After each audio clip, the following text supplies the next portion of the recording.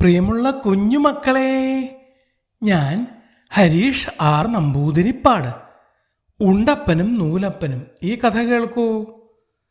ഉണ്ടപ്പനെലിയും നൂലപ്പനെലിയും കൂട്ടുകാരായിരുന്നു. ഉണ്ടപ്പൻ കണ്ണിൽ കണ്ടതെല്ലാം വെട്ടി വിഴുങ്ങി വലിയൊരു പന്ത് പോലെയായി. നൂലപ്പനാകട്ടെ തീരെ മെലിഞ്ഞും. നൂൽപുട്ടു പോൽ മെലിഞ്ഞ നൂലപ്പാ, നീയൊന്നും തിന്നുന്നില്ലേ? തീരെ മെലിഞ്ഞുണങ്ങി നീയൊരു ഞാഞ്ഞൂലു പോലെയായി. ആഹാരം കഴിക്കുമ്പോൾ ഉണ്ടപ്പൻ കളിയാക്കി പാടും. അങ്ങനെയിരിക്കെ ഒരു ദിവസം എലിമൂപ്പൻ്റെ പിറന്നാൾ വന്നു. എല്ലാവരും ഉത്സാഹത്തോടെ പുറപ്പെട്ടു.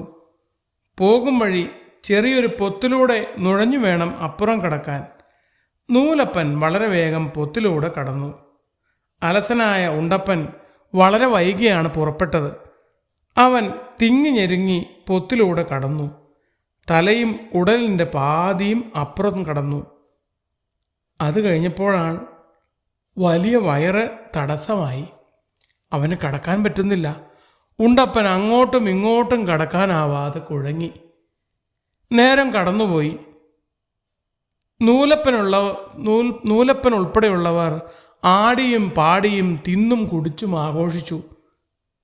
എത്ര നേരമായിട്ടും ചങ്ങാതിയെ കാണാത്തത് കൊണ്ട് നൂലപ്പൻ തേടിയിറങ്ങി. വഴിയിലെ പൊത്തിൽ തിങ്ങിയ ചങ്ങാതി ഉറക്കെ നിലവിളിക്കുന്നതാണ് അവൻ കണ്ടത്. നൂലപ്പൻ കൂട്ടുകാരെ വിളിച്ചുകൂട്ടി ഉണ്ടപ്പനെ ഒരുവിധം വലിച്ചു പുറത്തിറക്കി. അതിനുശേഷം അവൻ കൂട്ടുകാരനെ കളിയാക്കിയിട്ടില്ല.